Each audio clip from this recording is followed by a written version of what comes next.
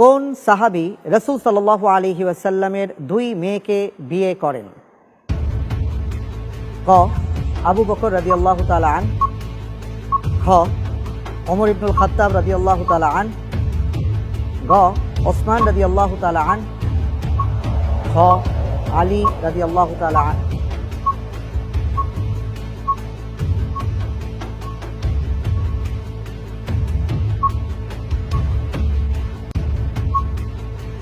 আলহামদুলিল্লাহ, উত্তর হচ্ছে গ উসমান ইবনে আফফান রাদিয়াল্লাহু তাআলা আনহু।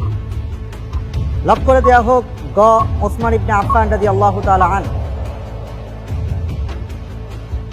আপনারা যে উত্তরটি দিয়েছেন গ ওসমান রাদিয়াল্লাহু তাআলা আন, আপনাদের উত্তরটি